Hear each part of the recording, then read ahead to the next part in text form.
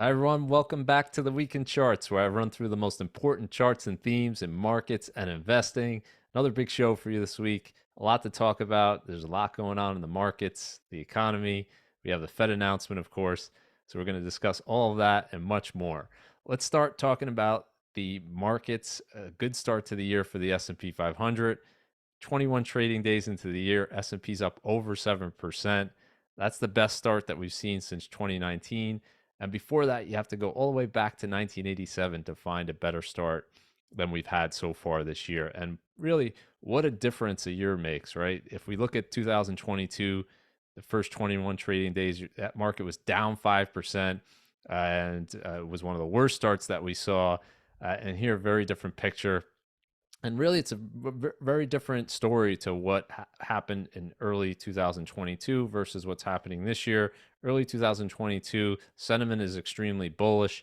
You had a few years of enormous increases for the stock market. Economy is doing well. Everybody seems to be positive and optimistic. We enter this year, really opposite scenario. We have the markets having their worst year in 2022 since 2008. A lot of bearish sentiment persisting for months. Consumer sentiment is really low. Everybody's worried about recession. And so, what we have here is what the market often does, which is it causes the most pain to the most participants. And the pain trade was clearly higher here. Everybody positioned for further downside. And the market, of course, has this significant rally. And if we look at the asset class picture, it's really been a rising tide that's lifted all boats. So in January of this year, we saw every single major asset class in the green here. Very different picture than what we saw in 2022 with almost everything moving lower. And importantly, we're seeing a reversal of 2022 where the worst performing asset classes, things like crypto and Bitcoin and high growth tech stocks, the NASDAQ 100, really outperforming so far this year. Real estate in that category as well. So a mean reversion from what we saw last year so far this year. And we've seen not just stocks moving higher, but bonds as well. If we look at long duration treasuries, they're up 7.6% in January. That's better than the performance of the S&P 500. And what we're seeing there is simply long-term rates moving lower. And the optimism is kind of shared in both the bond and the stock market. So the bond market moving higher, of course, interest rates are lower. Stock market moving higher because of the expectation that the Fed is almost done hiking rates, inflation moving down fast. That seems to be the narrative so far. We'll see if that holds. But in terms of the high growth stocks, this is an interesting picture. Last year, worst year for high growth stocks. You really have to go back to 2008 to find declines this large. And thus far this year, pretty good snapback rally. So things like Tesla up over 40%, many names up over 20% or 30% in just a 1 month period. So significant mean reversion here where these things were so stretched to the downside, a lot of negativity. All of the fundamental data obviously was terrible. And perhaps it was stretched too much to the downside.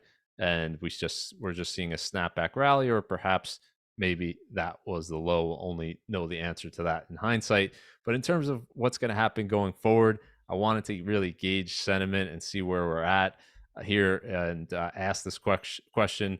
What will the S&P hit first? Either a new all-time high, so above the high from early 2022, or below that bear market low that we hit in October of last year. And I done this poll a few times in recent months.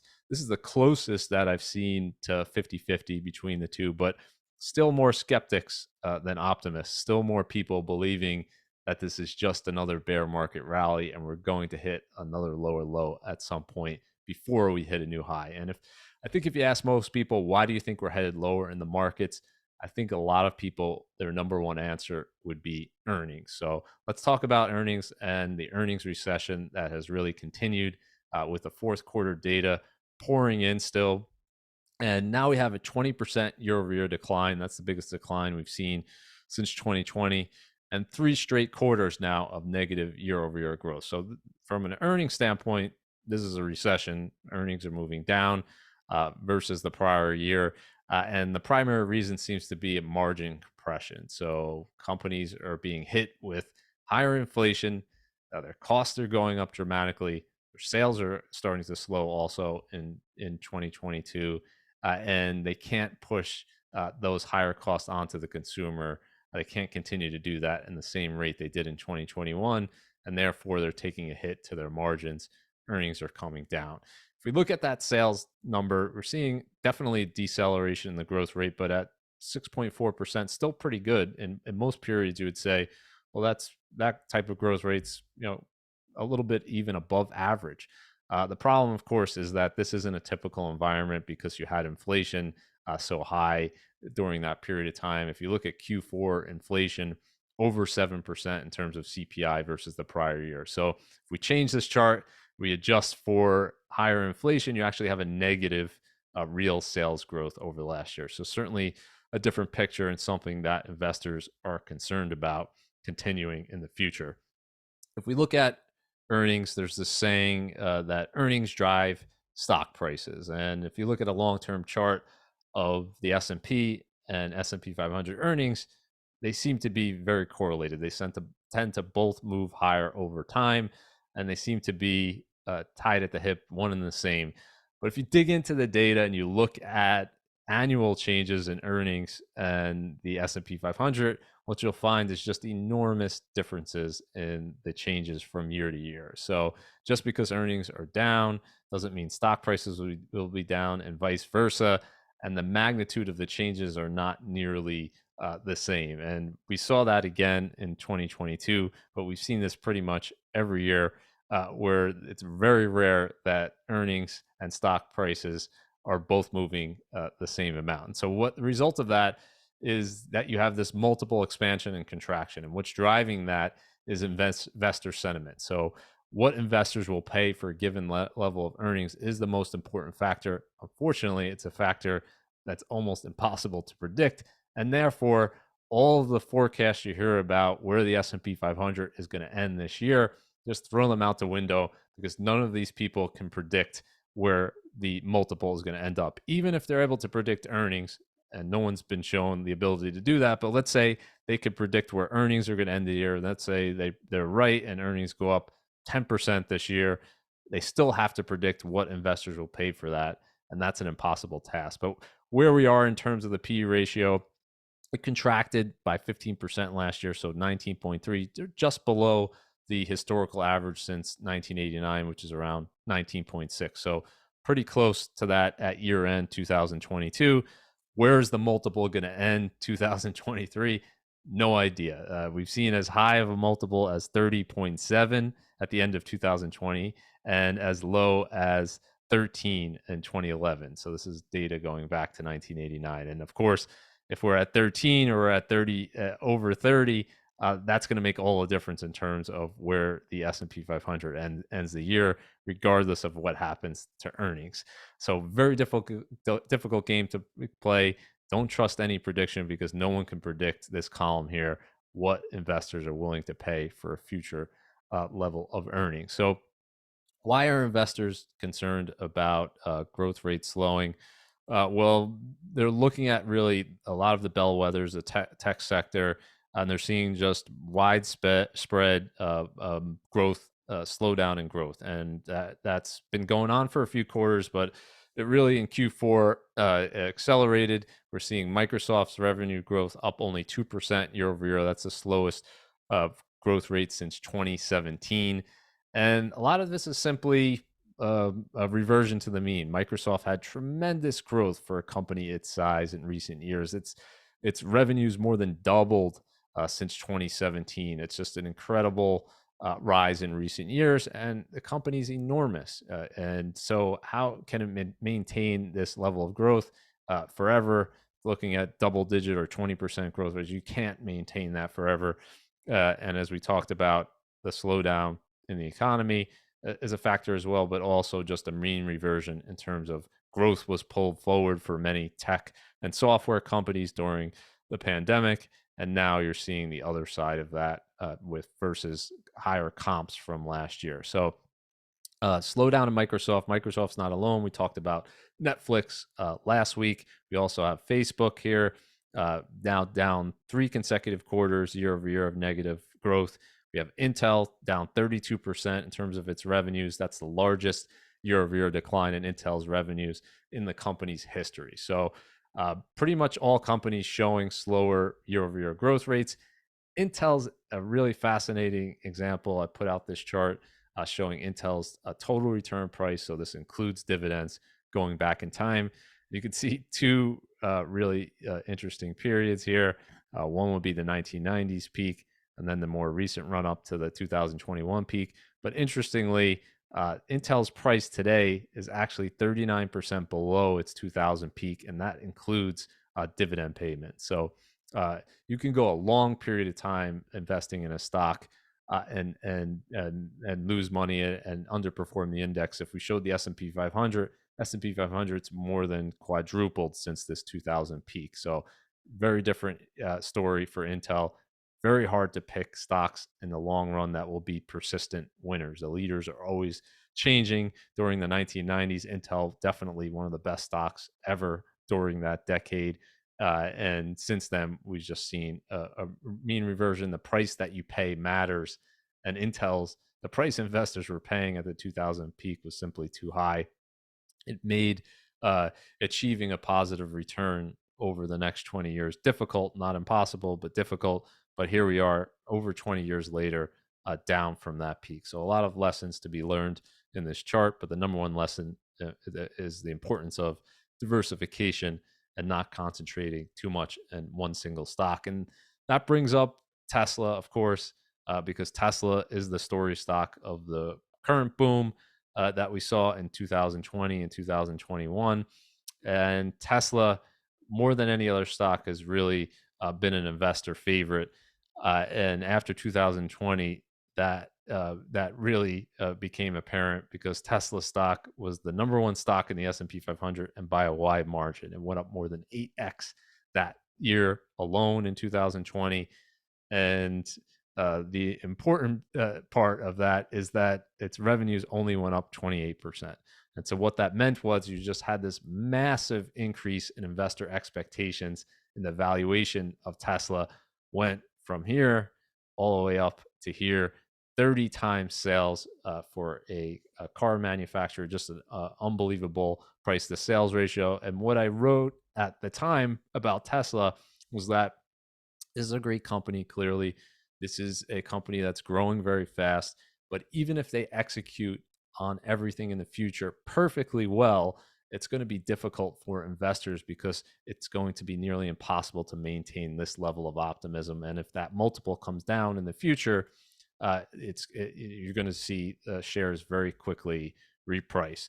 Now, that's, of course, what's happened. Tesla's actually executed unbelievably well since its price to sales ratio peaked, still growing at a very rapid clip, but the price to sales ratio came down to 5 after an over 70% decline for Tesla. And what's going on there is investors are expecting slower growth going forward, and they revalued the stock price because of that. So interesting thing, another interesting thing about Tesla, and it's an important lesson to be learned here, is its story of its net income. You have negative net income, so losses for Tesla every year from 2007 through 2019.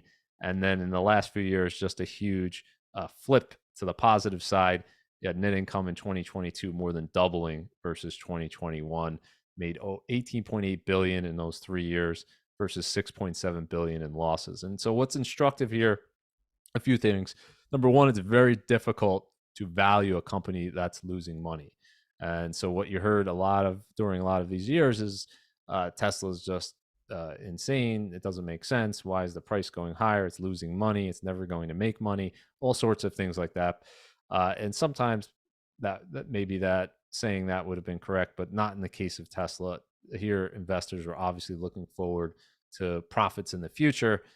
And those profits did come, and when they came very rapidly. So when a company flips from negative to positive, also very difficult to value that company because then what is going to be the growth rate in terms of net income from there? And as we can see for Tesla, it's just been enormous. But getting back to that slowdown here. There's been no real fundamental difference in the company in terms of it's still executing, it's still selling more cars than last year. But why are investors now paying a much lower price to sales ratio?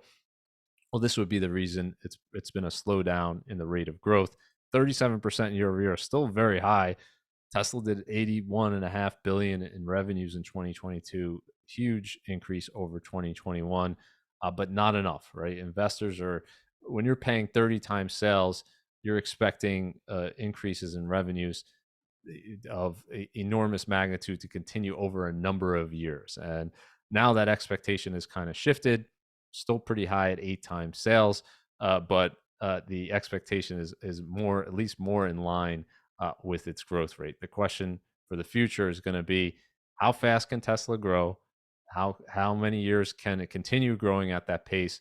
And can it maintain that still elevated valuation level? So 8 times sales is still more than 4 times higher than where the S&P is trading in terms of its price to sales ratio. So Tesla's got to continue to show this enormous growth if it wants to maintain that type of valuation.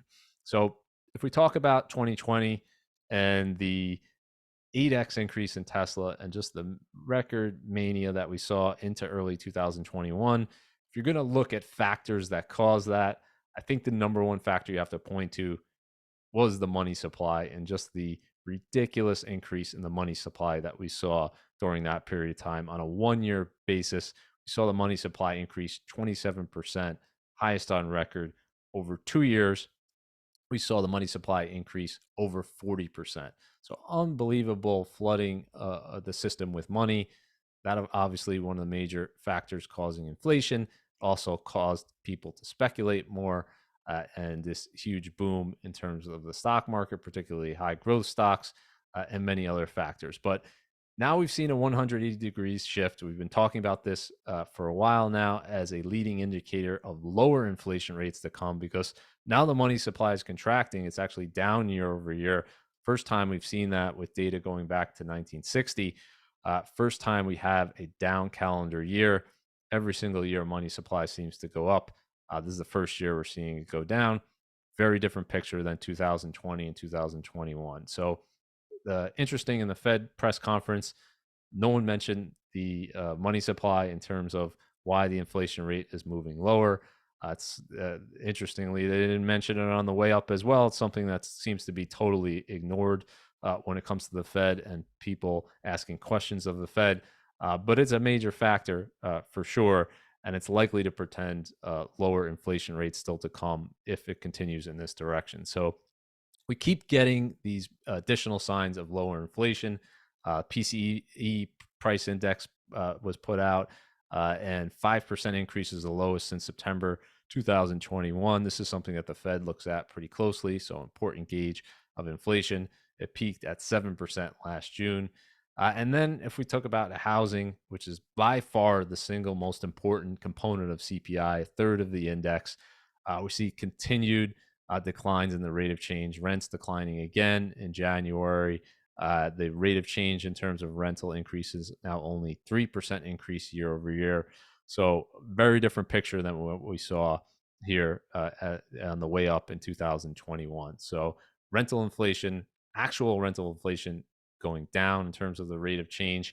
And why is the CPI still showing shelter increasing in terms of a year over year basis? Well, it's a lagging indicator. So if this trend continues, I suspect by the middle of the year at least, you're going to see this reflected in CPI shelter, and that'll start moving lower. And when it does, it's going to be a huge factor, bringing the CPI even lower than it's going because of how important housing is to the index. So it's not just rents though that are moving lower on a rate of change basis. If we look at home prices in the U.S., the Case-Shiller index came out. This is as of November, so it's a little bit lagging data, but still a rapid deceleration in the increases in home prices. If we look at the real-time data, it's actually even less. So 7.7% increase for the Case-Shiller. But Redfin's data shows median sales price over the last 4 weeks, and that's up only 1% year over year. So home prices, our growth rate is coming down pretty rapidly. If home prices kind of stay stagnant here, very, very quickly, we're going to see prices go down on a year over year basis because we saw prices peak last June. So, unless we see a run up again in the coming months, which I don't think a lot of people are expecting, given the affordability picture, we're going to start to see this tailwind for the CPI start to be a headwind, and a good headwind, because you want to see housing costs come down, because it's simply the affordability level is still a real major problem. And if we look at the uh, 20 city index, we're seeing every major city down off of its high. San Francisco being the worst, down over 11% from its high, and actually down year over year. This is the first city in the index to turn negative on a year over year basis since 2019. So, trend flipping in the opposite direction. I think that in the next few months, you're going to see more cities go negative on a year over year basis. And again, the driver is simply affordability, the lack thereof. The mortgage rate more than doubled over the last few years, and you have home prices up 40% over that period of time, simply made the average house unaffordable to the average household. And you could get to more a better affordability picture in two ways. One, you could have mortgage rate come back down, but two, much quicker way would be to have prices come down, and that's really a more long-lasting solution to this problem because of how rapidly prices went up. 40% increase in 2 years is just an unbelievable increase, and needless to say, people's incomes have not gone up nearly that much. So, housing is going to be an important thing to watch for this entire year, in terms of not just the prices of housing, but activity there as well, as it was a pretty big drag to the economy last year. If we talk about inflation, we're seeing many things go lower in terms of the inflation rate. One area we're not seeing moving lower is the price of eggs. And this is something everybody's talking about because there aren't many things in the supermarket where you probably know the price of, but eggs are certainly something that people seem to know the price and compare the price to previous time periods. And the average price of a dozen eggs in the U.S., the increase is over 100% in the last year. That's by far the biggest increase we've ever seen, with data going back to 1980. And people are wondering, well, why is this the case? Is this price gouging? And really, it's really a supply and demand issue, with supply being the major factor. So we have 57 million birds dying of bird flu over this period of time. That's a huge shock to supply. I think I saw a number saying that there was about 300 million chickens. So this is just taking out 57 million of them is going to increase the price of eggs significantly, and that's exactly what's happened. And is this going to stay at this level? Maybe in the short term, yes, but I suspect if we look out a year or two from now, we're going to see the price come back down to reality. So supply and demand are going to dictate that, and as soon as supply starts to catch up again from this, unless there's another bird flu epidemic, you're going to see the price of eggs come back down. And so, don't believe the people who say this is going to stay up forever, ever. We saw this with many different commodities and prices of things over the last year or two. Once supply and demand start to work their magic, you're going to see the price come down. But what are people thinking of doing in response to this? This is a funny thing. Saw a lot of headlines of this.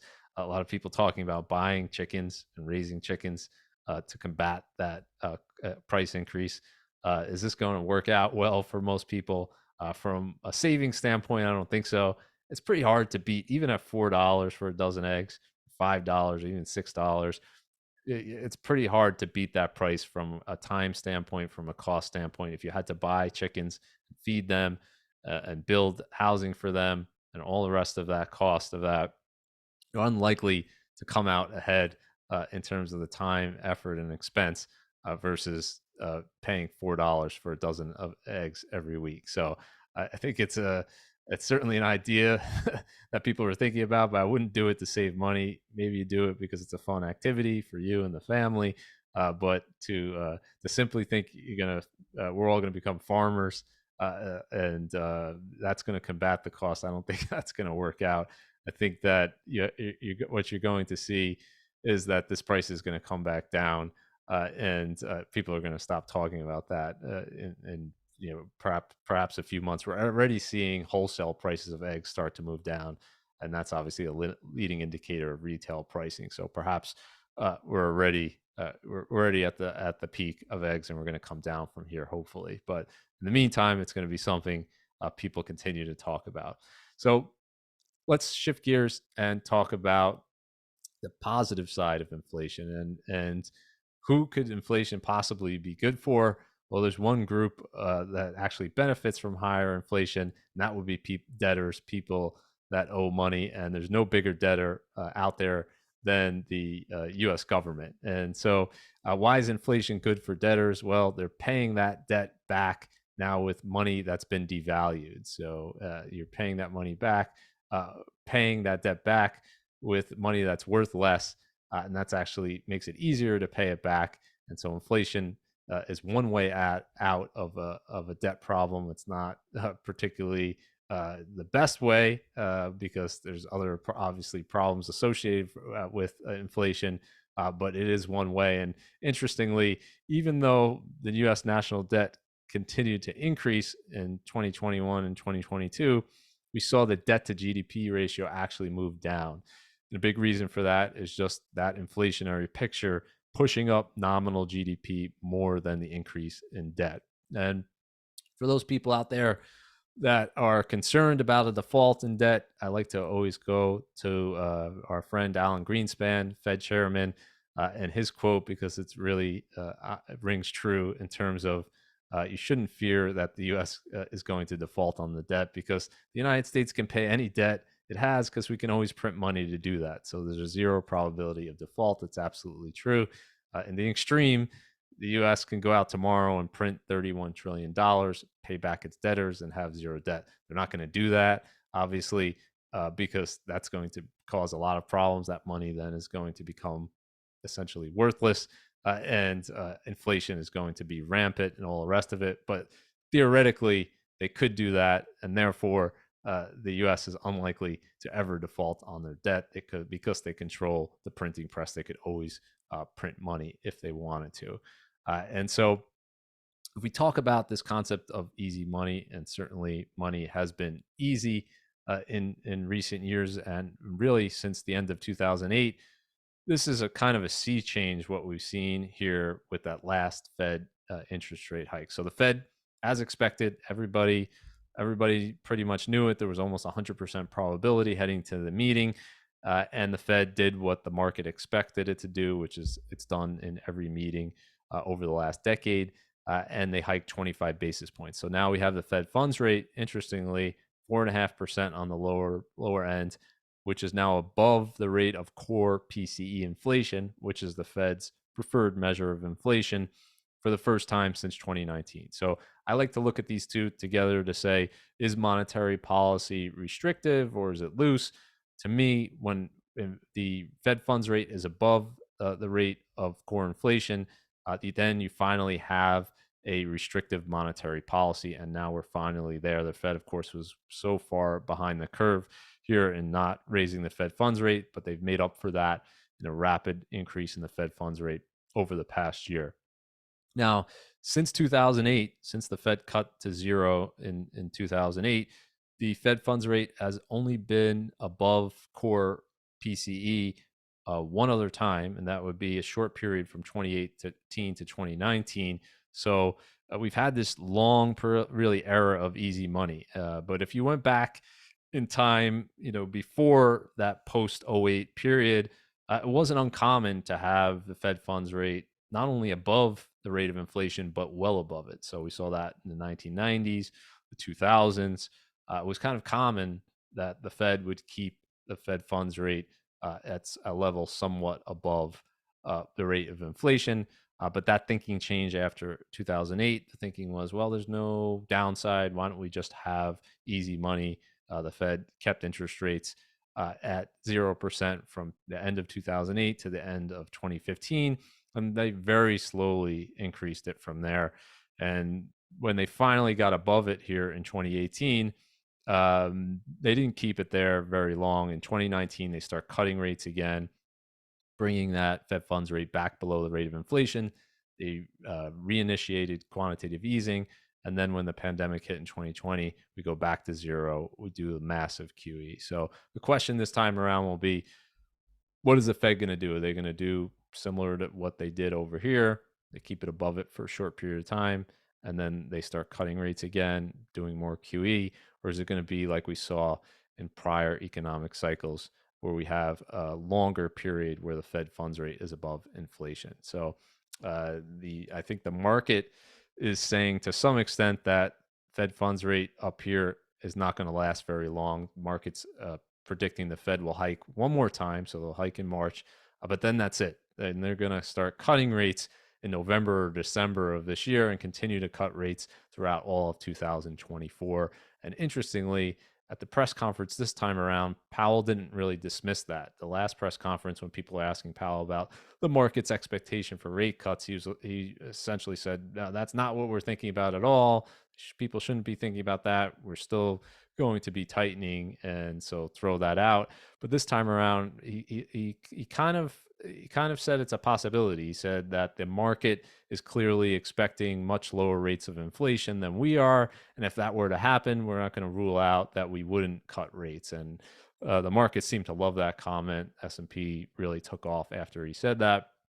And so the expectation for markets is that won't stay up here, won't be like the 90s or 2000s, where the Fed funds rate can stay elevated for a period of time. Markets thinking Fed's going to do what it's done more in recent years, which is cut rates as soon as it's palatable to do so. So a lot of that's going to depend on the trajectory of the economy, trajectory of the inflation rate. So all of that we don't really know. But if it goes down as expected in the next few months, the Fed's likely to stop or pause it for a period of time before doing anything. And then the question will be, is the next move after that going to be hiking versus cutting? The market's saying it's going to be cut because inflation is not going to be a problem, and perhaps the economy is going to be more of a problem. And on that point, a lot of people have been wondering, is there going to be an official recession this year? An official announcement. I did a poll in January asking that question. 64% of people said yes. There's going to be an official recession declared by the NBER, who is the official arbiter of recessions in the US. But after we got the GDP report, I think those people are going to have to wait a little bit. What we saw was another new high in terms of real GDP. And so that's 2 quarters in a row of a new high in GDP, and it kind of erased the losses from Q1 and Q2. So remember, we had those consecutive negative quarters in Q1 and Q2 of last year. No recession was declared by the NBER. It doesn't seem likely now that they're going to do that, given that there's some time has passed since then. And so we have the real GDP in the US starting to slow here down to 1%, but no, of course, declaration of recession. The question becomes leading indicators. Why are all these leading indicators flashing the same thing, which is a warning? And is this going to be another scenario where they end up being correct? So we have the conference board here, leading economic index, 6-month growth rate in territory where in the past we saw recessions in 2001, 2008, and again here in 2020. So we're going to see something similar in the next year. And a big leading indicator that we continue to talk about would be the yield curve. So the yield curve suggesting that there's going to be economic weakness ahead. Most inverted curve that we've seen in the 10s versus 1 years. You got to go back to September 1981. That was another recessionary period. And so the question is the economy going to be in an official recession at some point this year? And I think a big driver of that is going to be the U.S. consumer. Biggest part of the U.S. economy is the U.S. consumer and consumer spending, of course. And this chart is, I think, at some point going to be an issue for the U.S. consumer. It's showing you that credit card interest rates are just skyrocketing here, up to over 19%. uh, we started 2022 at 14.5%. So just a significant increase in a very short period of time. And will the consumer start to pull back because of this? Either they're paying more in interest, so they can't spend more, or they get nervous about borrowing more because rates are so high, or credit card companies themselves won't issue that new debt to these consumers because other balances are growing, and many people carry a balance on their credit card, so this is going to impact a lot of people. And what we saw in the last year was that credit card debt really skyrocketed. So we've talked about this, but I want to cover it again. One of the reasons people were able to maintain their spending despite higher prices, higher inflation outpacing their wages, was that they took on more debt. So they filled that gap with debt. They also saved less. And I think that in 2023, when this starts to turn and cause a problem, that's when you're going to see real economic weakness. And maybe it gets deferred and maybe the interest rate comes down. And of course, if the Fed starts cutting rates again, that'll change this picture. But I don't think that interest rates going up this much, this fast, is going to have no impact on the consumer or the economy. We're not just seeing it in credit cards. If you look at auto loans, obviously we've already talked about mortgages. It's pretty much everywhere that the consumer relies on to purchase goods. The interest rates on that has gone up, and that's going to hit at some point, really hit demand. We've already seen it in housing. We're seeing it in certainly in used cars, but we're going to see it in other areas as well, I think, if it persists. So big question for the U.S. economy: when will the consumer start to pull back? If we talk about the oil market, the Strategic Petroleum Reserve has gotten a lot of attention over the past year, and that's because we were tapping it at a rate like we've never done before. 71 consecutive weekly declines in that Strategic Petroleum Reserve. It was at its lowest level since 1983. But that seems to be over now. In the last 2 weeks, we've seen no change in the petroleum reserve, so no selling.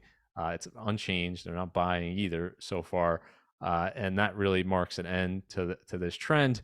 And this is interesting to me because a lot of people credited this decline in the reserves with the decline in gas prices. So if you listen to politicians, they'll say, well, the gas prices went down because of the decline in the strategic petroleum reserves. We did that essentially. And if you look at the data, it's unlikely that that was the case. Optically, it seems pretty good, but it's a case of mistaking correlation with causation, I think, because as we've talked about, the sales from the Strategic Petroleum Reserve only added less than 1% to the global supply of crude oil. And crude oil is a global market. It's not just a U.S. market.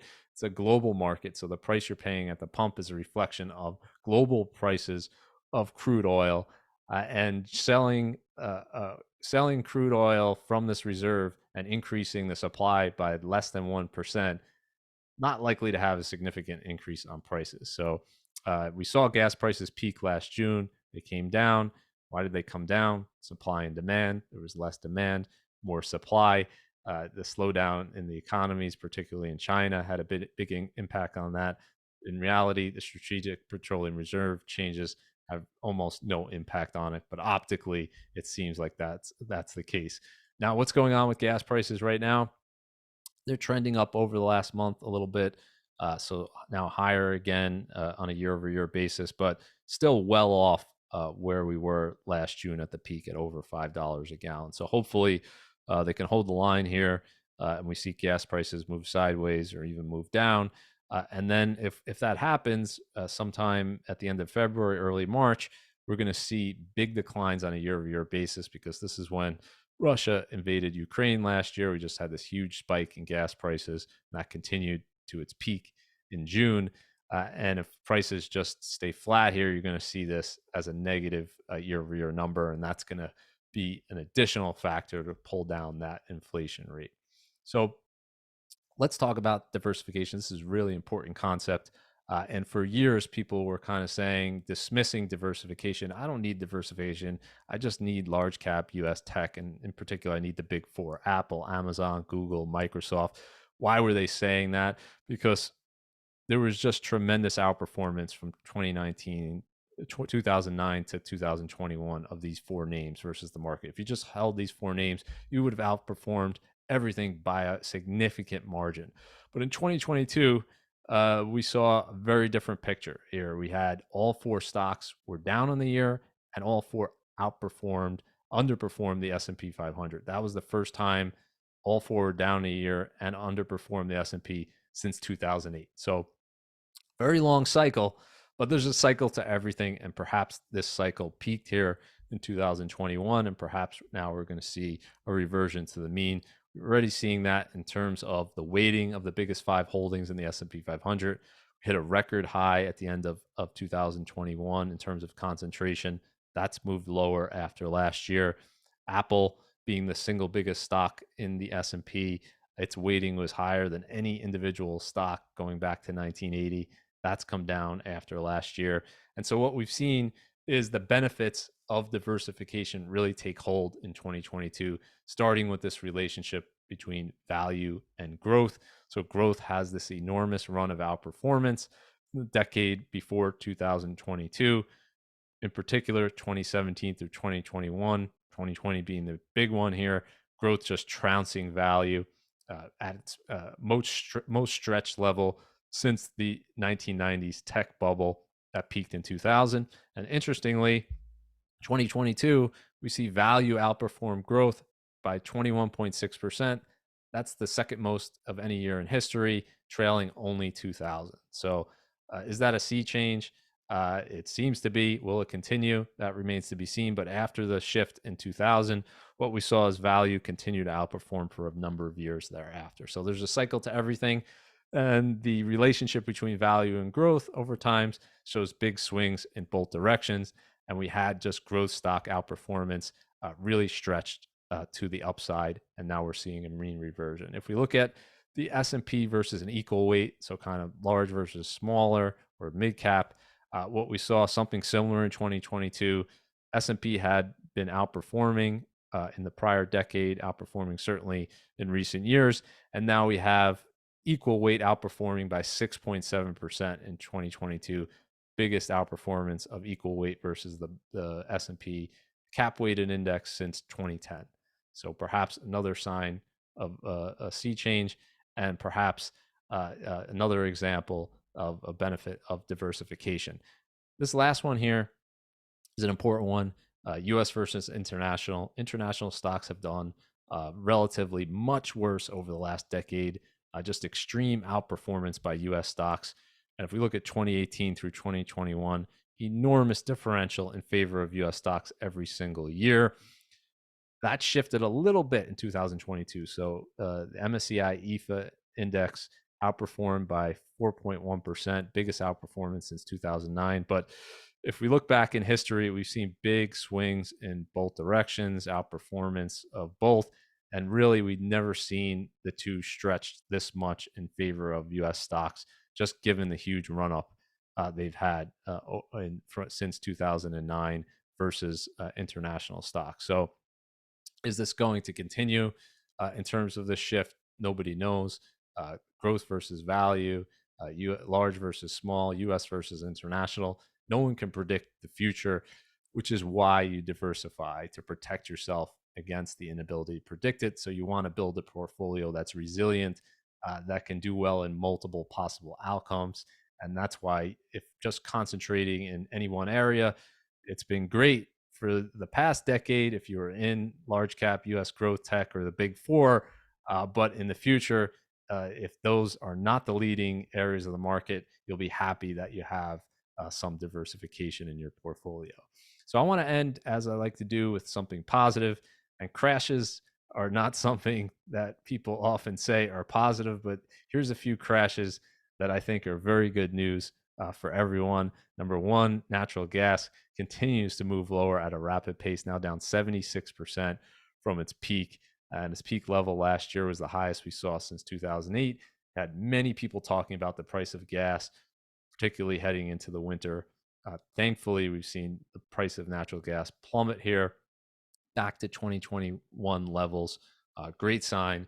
Hopefully, this continues. Natural gas very important, obviously, not just for heating your homes, big input for electricity costs. So, great sign. Hopefully, it continues, or at very least stays where it is.